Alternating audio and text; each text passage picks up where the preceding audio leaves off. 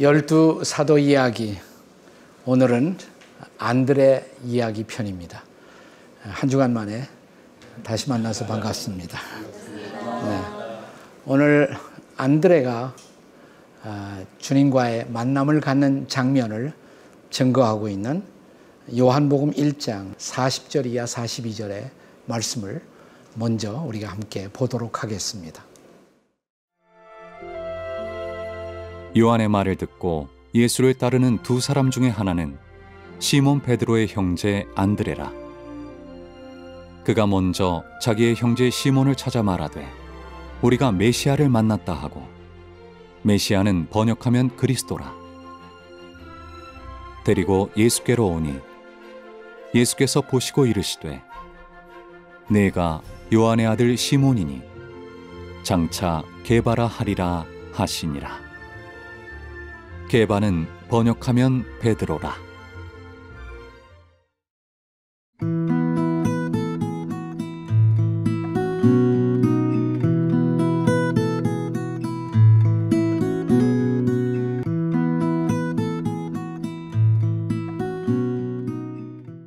우리 이 말씀을 통해서 우리가 오늘 안드레 사도의 일생, 그가 걸어갔던 길을 한번 같이 추적하겠습니다. 안드레에게 우리가 별명을 붙일 수가 있다면 한 영혼 비전의 사람, 혹은 한 영혼 비전의 전도자, 뭐 이런 별명을 붙일 수가 있겠습니다. 우리가 어떤 사람은 수많은 사람들을 모아놓고 대중을 향해서 강력한 영향을 끼치고 스피치를 하는 사람이 있을 수가 있습니다. 네, 그런가 하면 어떤 사람은 1대1에 강한 사람, 개인적으로 누군가를 만나서 복음을 설득하는 일에 훨씬 더 강한 사람. 안드레는 후자 편이죠. 네, 그래서 한 영혼 비전의 사람. 우선 그가 어떻게 예수님의 제자 혹은 사도로서 출발을 하게 되었는지, 자, 우리가 이미 베드로에 대해서 같이 공부를 했잖아요. 베드로와 안드레가 뭐예요? 형제라고 말씀을 드렸습니다. 베드로의 형제, 베드로의 동생이었을 것입니다. 어떻게 아느냐면 우리가 이스라엘도 사실은 동양이에요. 동양 문화권이거든요. 그래서 이름을 쓸 때 언제나 연장자를 먼저 쓰죠. 그러니까 베드로가 먼저 나오고 그 다음에 안드레가 나온단 말이죠. 그러니까 베드로의 형제, 베드로의 동생이었을 것이고, 갈릴리 베세다 출신, 그리고 베드로가 어부였다 말씀을 드렸습니다. 그러면 당연히 안드레도 뭐예요? 어부였겠죠. 그물을 던져 고기를 낚는 어부였습니다. 본래 갈릴리 베세다 출신이지만 그들이 성장했던, 그러니까 베드로와 안드레가 성장했던 타운은 가버나움, 카페르나훔 뭐 이렇게 부르기도 하는데요. 가버나움이었을 것입니다. 혹시 성지순례 갔다 오신 분들 계신가요? 성지순례. 네. 그 가버나움이라는 갈릴리의 가버나움 타운에 가면 앞에 타운 앞에 이런 간판이 붙어 있어요. 타운 오브 지저스. 네, 예수님의 타운. 그러니까 예수님이 가버나움에서 집중적으로 많은 사역을 하신 곳. 그 가버나움 안에서 이제 베드로와 안드레가 성장했다고 할 수가 있습니다. 우리가 성경에 보시면 예수님이 가버나움 회당에서 설교도 하시고 또 병자도 고치시고 그런 장면이 나오는데, 그 다음에 뭐냐면 가버나움에서 회당에서 설교를 하신 후에 야고보, 요한과 함께 회당에서 나와 시몬과 안드레의 집에 들어가셨다, 이런 말이 나와요. 그러니까 회당 바로 옆에 아마 안드레의 집, 베드로 형제의 집이 있었을 것이다. 실제로 지금 가버나움에 가보시면 회당 터가 있고요, 바로 옆에, 그렇죠? 바로 옆에 베드로의 집, 안드레의 집이 바로 그 옆에 있는 것을 볼 수가 있습니다. 자, 그들은 모두 당시에 예수님의 오실 길을 준비했던 세례 요한, 침례 요한의 메시지를 먼저 들었을 것입니다. 보라, 세상 죄를 지고 가는 하나님의 어린 양을 보라. 네. 그 말씀을 듣고 안드레다든지 혹은 사도 요한이라든지 그들이 예수님을 구세주로, 메시아로 믿기에 이르렀을 것입니다. 그리고 그 소식을 자기 형제들에게 전하는 것입니다. 우리가 메시아를 만났다. 이 소식을 이제 전하게 되죠. 자, 그러자 이제 당연히 이 안드레라든지 먼저 예수님을 만났던 안드레에 이어서 베드로도 이제 나중에 그 예수님을 믿게 되는데, 그 전에 앞서서 뭐냐면 안드레가 세례 요한의 설교를 듣고 나서 예수님에 대한 호기심을 갖고 예수님을 찾아갔던 것 같아요. 그러니까 요한복음 1장 37절과 38절에 보면 이런 말씀이 나옵니다. 자기를 따라오는 제자를 보고, 두 제자라고 그랬어요. 두 제자 중에 한 사람이 아마도 안드레였을 것입니다. 네가 무엇을 구하느냐 이렇게 물어보세요. 그러니까 너희가 뭘 원하지? 왜 나를 따라오느냐 이 말이에요. 그러니까 이렇게 질문을 해요. 두 제자 중에 한 사람 안드레, 또 한 사람 아마 사도 요한이었을 거예요. 랍비여 어디 사십니까? 이렇게 물어봐요. 랍비여 어디 사십니까? 그러니까 예수님 사시는 집을 알고 싶어 했어요. 왜 그랬을까요? 그러니까 한 번 예수님을 만나고 스치고 지나가는 걸로 만족하지 않고, 저분이 메시아고 그리스도라면 내가 저분을 좀 한동안은 계속 만나고 싶다. 네. 그리고 가르침을 받고 싶다. 그래서 사시는 주택을 물어본 거란 말이에요. 어디 사시죠? 분당 어느 동네에 사십니까? 뭐 이렇게 물어본 거예요. 이렇게 해서 안드레하고 예수님의 만남이 시작된단 말이죠. 그러니까 처음에는 이미 말씀드린 대로 요한의 설교, 예수님이 하나님의 어린 양이라는 메시지를 듣고, 예수님이 정말 나를 죄에서 건지실, 속죄하실 구세주로구나. 이것을 아마 믿게 되었을 거예요. 자, 그런데 이제 지난 시간에 제가 말씀을 드렸습니다마는 예수님 만나자마자 바로 계속 예수님을 모든 것을 버리고 쫓아갔던 것은 아니고요. 우리가 마가복음 1장 14절 이하에 보면 이런 말씀이 나와요. 요한이 잡힌, 세례 요한인데요. 침례 요한이 잡히게 돼요. 감옥에 들어가요. 잡힌 후에 예수께서 갈릴리에 또 오셔서 복음을 전하셨어요. 그리고 보니까 거기에 아직도 안드레나 혹은 베드로가 계속 고기잡이를 하고 있는 거예요. 그물을 내려서 고기를 잡는 것이에요. 그리고 그들을 향해서 뭐라고 도전을 하십니까? 나를 따라오너라. 나를 따라오너라. 내가 사람을 낚는 어부가 되게 하리라. 그러니까 정말 이제 너희들이 나를 정말 구세주로, 그리스도로 믿고자 하는 그런 마음이 있다면 내가 너희를 많은 사람들에게 복음을 전해서 사람들을 변화시키는 어부로, 물고기만 당신들은 잡을 사람이 아니라 사람의 영혼을 변화시키는 전도자로, 어부로 내가 사용하고 싶다. 이 말씀을 듣고 안드레와 베드로가 그물을 버려두고 예수님을 쫓았다. 이게 본격적인 이제 소명의 시작, 사역의 시작. 이제 전에도 이제 메시지 듣고 예수님을 그리스도로 믿었지만 이제 정말 이제 헌신하는 거죠. 그래서 소명의 인생이 시작되는 그런 장면이죠. 예수님을 이제 계속적으로 따르게 된단 말이죠. 그러니까 안드레가 먼저 믿었어요. 그리고 안드레가 영향을 끼친 사람이 누구예요? 베드로란 말이에요. 베드로. 네. 근데 꼭 뭐 이름의 뜻이 그 사람의 모든 것을 설명하지는 않지만 안드레라는 이름의 뜻도 굉장히 흥미롭습니다. 안드레가 남자답다, 뭐 이런 뜻이에요. 남자답다. 네. 그러니까 먼저 용감하게 예수님 만나고 자기 형제 베드로를 예수님 앞으로 인도했어요.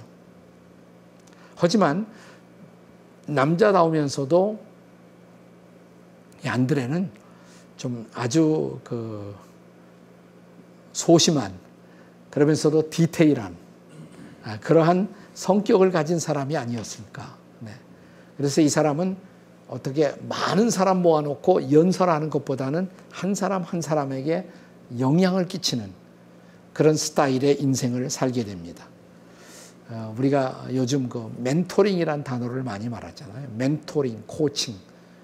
안드레는 그런 데도 강한 사람이에요. 대중 설교, 대중 스피치보다는 멘토링에 강한 사람.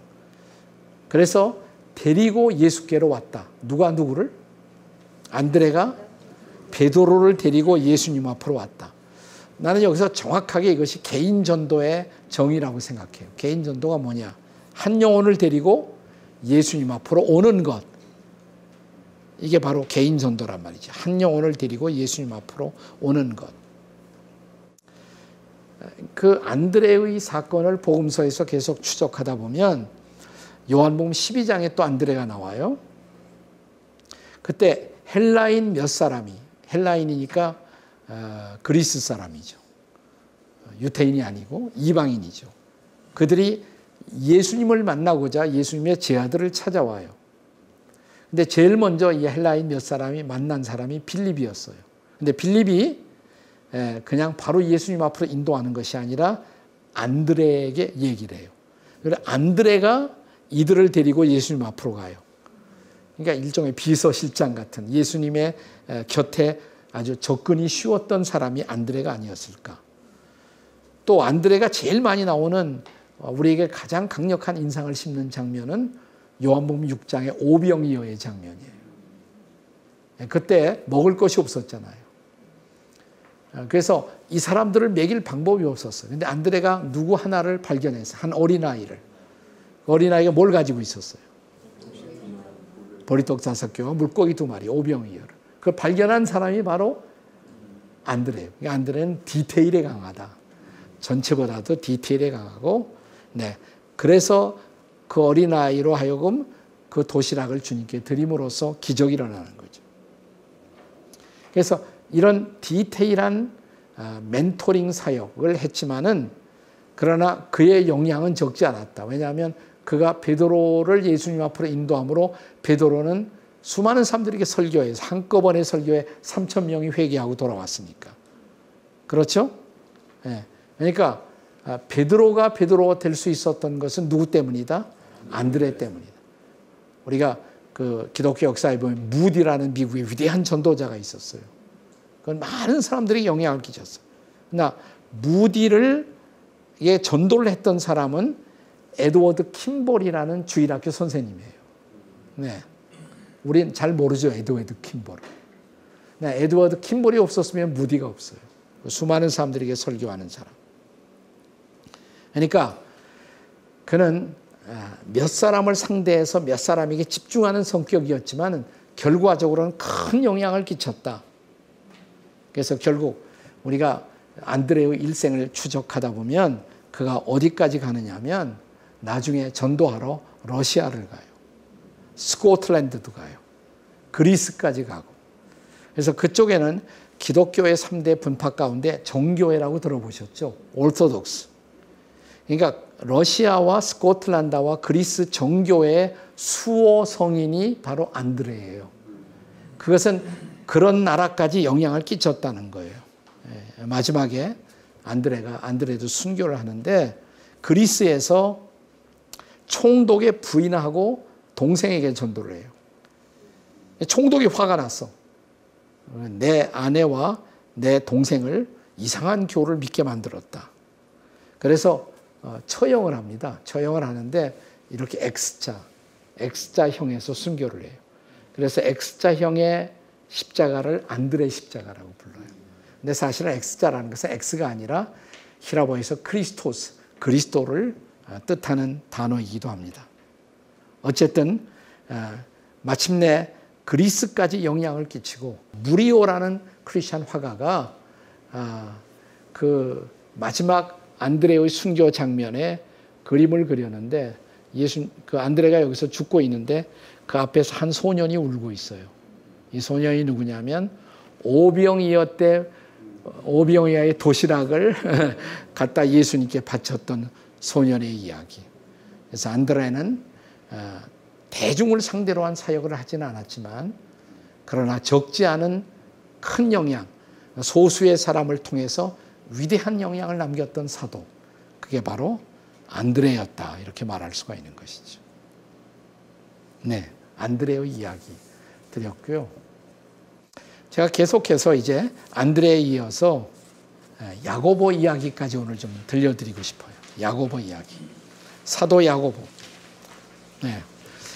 야고보에 대해서 우리는 이런 별명을 붙일 수가 있습니다. 야고보는 열정의 사도. 한번 해보실까요? 열정의 사도. 열정의 사도. 목소리에 열정이 많이 없네요. 열정의 사도. 열정의 사도. 네. 자, 마가복음 1장 19절의 말씀을 함께 보시겠습니다. 조금 더 가시다가 세베대의 아들 야고보와 그 형제 요한을 보시니 그들도 배에 있어 그물을 깁는데. 자, 이 말씀 가운데 야고보에 대한 몇 가지 정보, 인포메이션이 나오죠. 우선 세베대의 아들이었다. 그러니까 거꾸로 야고보의 아버지는 세베대였다. 세베대의 아들. 그리고 야고보에게 형제가 있었다. 형제가 요한이었다. 야고보와 요한이 형제였다. 그들도 뱃사람이었다. 배에서 일하고 있었다. 배에서 그물을 깃고 있었다는 것을 볼 수가 있습니다. 어부 출신이에요. 그런데 그냥 그물만 싣고 있었던 것이 아니라 배에서 일하고 있었던 것은 나중에 다시 말씀을 드리겠습니다마는 그 배가 이 가족에게 속한 배였을 가능성이 있어요. 그러니까 그냥 가난한 어부가 아니라 이 집은 배도 소유하고 있는 어느 정도 가세가 넉넉한 그런 어부였을 것이다. 이러한 가능성을 우리가 추적해 볼 수가 있습니다. 이게 어디서 더 정확하게 볼 수가 있냐면 그 다음 절에 보시면 마가복음 1장 19절 20절에 보시면 그물을 수선했을 뿐만 아니라 거기에 품꾼들과 함께 있었다 그랬어요. 그러니까 이 집안이 뭘 쓰고 있었다? 품꾼들, 하인들을 고용하고 있었다. 그러니까 좀 가세가 넉넉한 집안이었었다 알 수 있고요.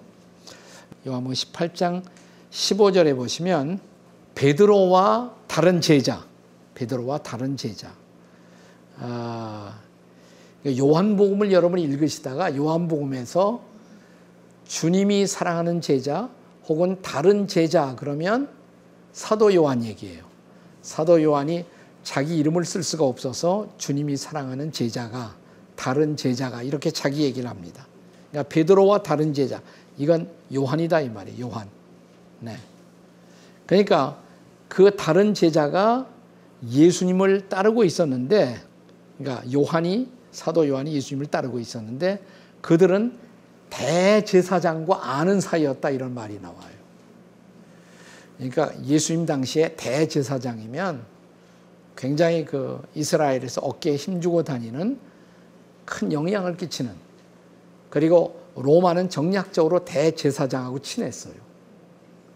그러니까 정치적 영향력도 있었던, 그러니까 요한하고 뭐예요? 야고보하고 뭡니까? 형제니까.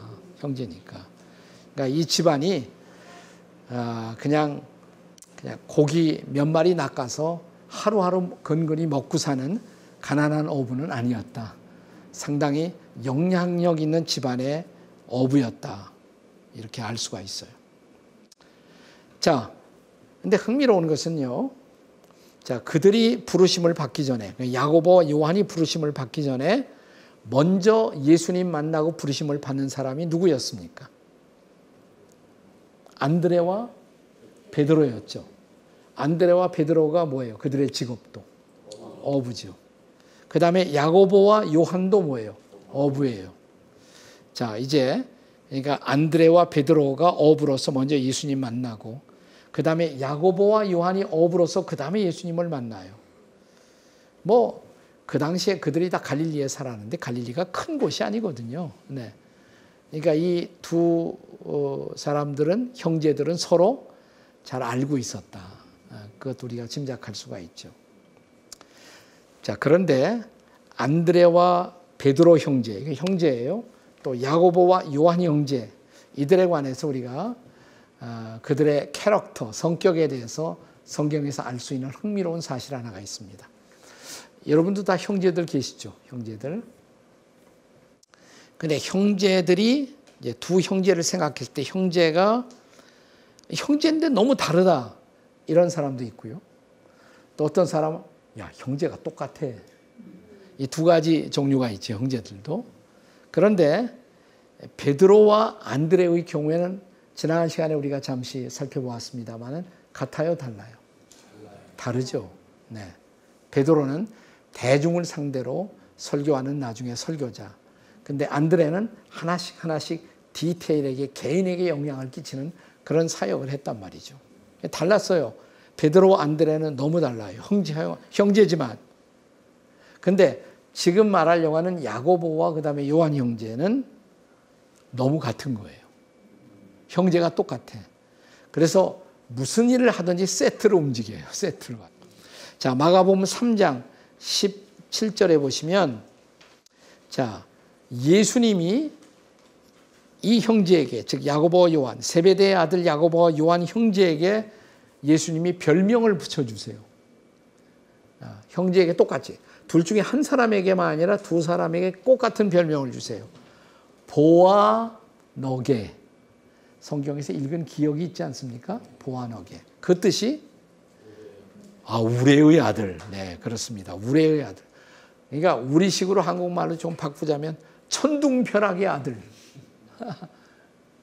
왜 형제에게 이런 별명을 똑같이 주었을까요? 성질이 그러니까. 벼락 같은 성질. 네, 아마 이런 성질을 가진 것 같아요. 자, 이제 우리가 그 성경의 에피소드를 복음서에서 따라가다 보면 예수님이 이제 예루살렘을 향해서 마지막 가시다가 사마리아 마을을 지나시게 됩니다. 사마리아 마을을 거쳐 지금 예루살렘으로 가셔야 돼요.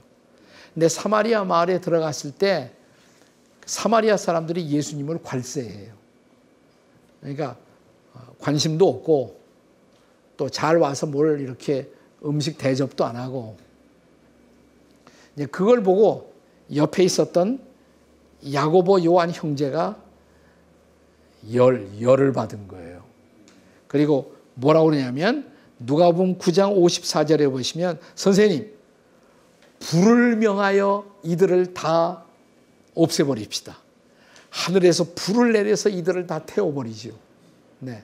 그러니까 벼락을 내려서 이들을 다 처치해버리시죠. 이런 인간들, 이렇게 메시아도 몰라보고 그리스도도 몰라보는 이런 사람들을 그대로 두시겠습니까? 형제가 그랬단 말이죠. 이제 별명이 이해가 되시죠. 네. 우리가 어떤 사람에게 별명을 붙일 때는 좀 비슷한 별명을 붙이잖아요. 그 사람의 성질이나 성격에 부합하는 그런 별명을 붙이잖아요. 네. 자, 이제 그럼에도 불구하고 어떻게 그가 하나님의 사람으로서 사도로서 성숙해 가는가. 이런 감정적인 사람들, 이런 열정적인 사람들이 성숙이 쉬울까요? 어려울까요? 어떻게 생각하세요? 쉽다. 또 어렵다. 투표에서 결정해요. 아니, 일시적으로는 막 감정적으로 막 이렇게 그 냄비처럼 끓어오를 수가 있어. 근데 또 냄비는 어때요? 식어버릴 수도 있잖아. 이게 문제예요. 감정적인 사람의 문제는 일관성이 없다는 문제가 있단 말이죠. 자, 그래서 우리가 마가복음 10장 35절 이하에 보면 이런 에피소드가 또 등장해요.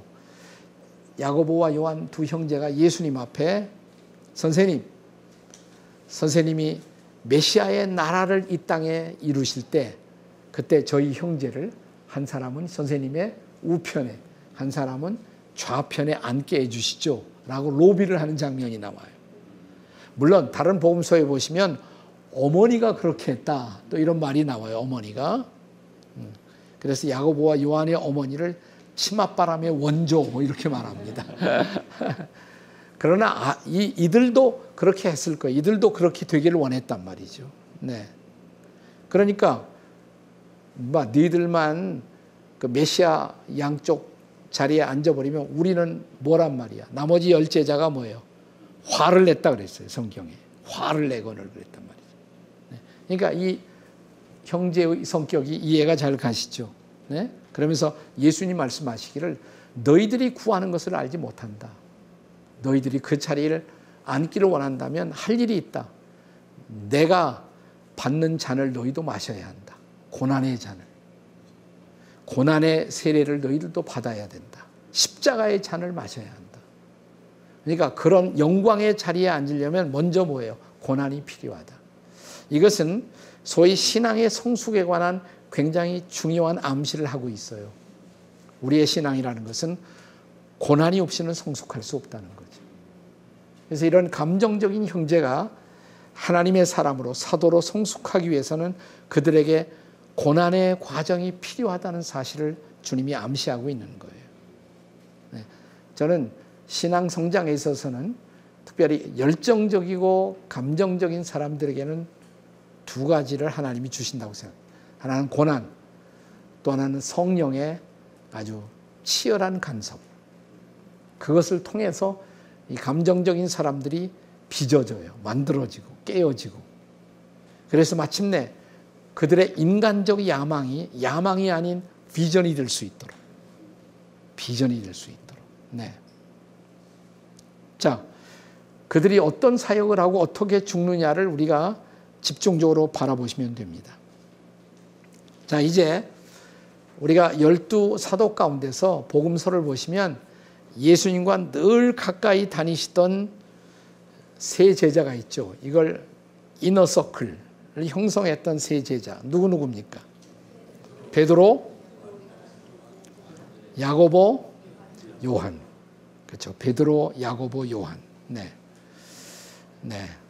이 세 제자들만 데리고 예수님이 어떤 특별한 일을 하시는 때가 많았어요. 네. 세 제자들 이외에는 다른 제자들은 경험하지 못한 사건들이 있어요. 예를 들어서 야이로라는 회당장의 딸을 부활시킬 때, 살리실 때 거기 세 제자밖에 없었어요. 저분이 부활의 능력도 있네. 이거 세 제자만 그걸 봤을 거예요. 또 변화산상의 체험. 주님이 놀랍게 변할 때, 또 모세와 엘리야와 함께 등장할 때 거기에 누가 있었어요? 베드로, 야고보, 요한. 거기 야고보가 있었단 말이에요. 거기 야고보가 있었어요. 요한도 있었고. 네. 그래서 그들이 이러한 특별한 체험을 통해서 예수님의 신성, 하나님 되심을, 또 예수님의 그리스도 되심을 알고 그들의 생애를 주님 앞에 유감없이 드리기에 주저함이 없었을 것이다. 그래서 전도를 할 때 어디까지 가느냐, 야고보가 어디까지 가느냐, 이건 성경에는 안 나와요. 그러나 전승에 의하면, 기독교 전승에 의하면 스페인까지 가요. 스페인. 네. 거기 가서 복음을 전합니다. 그래서 현재 스페인에 가면 가톨릭 교회예요. 대부분 다 천주교회인데 그 스페인 가톨릭, 로마 가톨릭의 수호 성인이 누구냐면 야고보예요. 야고보. 여러분 요즘 사람들이 스페인 많이 가죠. 지금 코로나라 못 가지만 많이 스페인. 왜 갑니까? 스페인 뭐 하러 가요? 예? 그 순례를 뭐라고 불러요? 예? 스페인에 산티아고 가잖아요. 산티아고 순례길. 이 산티아고 순례길에 마지막에 있는 교회당이 야고보를 수호 성인으로 삼고 있는 교회당이에요. 거기 가서 꼴이 나는 거예요. 네. 그리고 야고보의 상징으로 조가비를 썼어요. 조가비. 순례자들이 조가비 같은 거 그런 걸로 표시를 하고 산티아고 순례길을 걷는단 말이죠. 그러나 스페인에서 죽지는 않습니다. 거기서 잠시 전도를 하고 다시 예루살렘으로 와요. 야고보가. 사도행전 12장 1절과 2절에 보면 거기서 우리가 야고보 사도의 마지막 최후의 증언을 우리가 볼 수가 있어요. 이렇게 쓰여 있습니다. 헤롯이 요한의 형제 야고보를 칼로 죽이더라. 이렇게 쓰여 있어요. 그러니까 요한이 아니라 야고보를 칼로 죽였다. 야고보를. 헤롯이 그렇게 했다. 근데 사실 헤롯이라는 이름이 많이 나와서 헤롯도 이제 가장 유명한 것은 예수님 당시에 태어났을 때 헤롯 대왕이 있어요. 그러나 헤롯 왕의 가계에 그 다음에 또 아들들 뭐 이렇게 하면서 여러 가지로 갈라져요. 근데 여기서 사도행전 12장에는 헤롯 아그리빠 1세라는 왕을 얘기하는 것이에요. 그가 야고보를 칼로 죽였어요. 왜냐하면 그리스도인들의 영향력이 지금 유대 전체에서 예루살렘에서 확대되는 것을 보고, 그랬을 때 담대한 죽음으로 자기의 마지막을 맞이합니다. 사실상 예루살렘 교회의 최초의 순교자가, 첫 번째 순교자가 야고보예요. 그때 헤롯 아그리빠라는 이 유대인 거기서 다스리고 있던 이 왕은 야심이 있었는데 자기가 로마 황제의 호의를 얻어서 계속 영향을 끼치기 위해서는 거기에 살고 있는 유대인들에게 좋은 평을 받아야 돼요. 그래서 유대인들에게 많이 아부하는 정책을 펼쳤어요. 근데 유대인들이 싫어하는 것이 누구냐면 예수였단 말이죠. 그리스도인들이었어요. 그래서 결국 야고보를 처형한 중요한 원인이 뭐냐면 유대인들의 환심을 얻으려고. 그래서 야고보를 처형합니다. 근데 그 처형 장면에 이런 역사적 전승이 남아 있어요. 야고보가 처형당하는 모습을 지금 계속 이제 신문도 하고, 그래서 마지막 그를 처형하는 결정적 순간에 가기까지 옆에서 그것을 가만히 바라보고 있었던 관리 한 사람이 있었어요. 관리가 갑자기 손을 들고 저도 나사렛 예수를 믿습니다. 저도 사실은 그리스도를 믿는 그리스도인입니다. 그러니까 지금 우리 시대의 말로 말하면 커밍아웃을 한 거예요. 나도 크리스찬이라고. 왜냐하면 야고보가 그 핍박을 받고 죽음 앞에 서 있으면서도 담대하게 신앙을 고백하고 헤롯 아그리빠 왕이 오히려 전도하는 모습을 보고서 자기 양심에 찔림을 받은 거예요.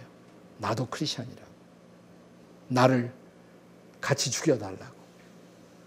그래서 이 사람이 관리였던 사람 크리스찬으로서 야고보와 함께 순교를 하게 돼요. 그 모습을 지켜보고 있던 야고보가 곁에 더불어 함께 순교하는 그에게 형제요, 나의 형제요, 나의 사랑하는 형제요, 주님이 그대에게 이 평화를 주시기를 이러면서 두 사람이 함께 순교하는 그런 아름다운 역사적 전승이 남아 있습니다. 그의 별명처럼 그는 열정을 가지고 주님을 증거했죠. 중간에 잠시 자기의 야심 때문에 신앙의 아름다운 모습이 흔들리기도 했지만 결국 열정을 비전으로 승화시켜서 하나님 나라에 열정을 들였던 사도, 열정의 사도 누구예요? 야고보. 야고보의 이야기를 오늘 여러분과 함께 생각해 보았습니다.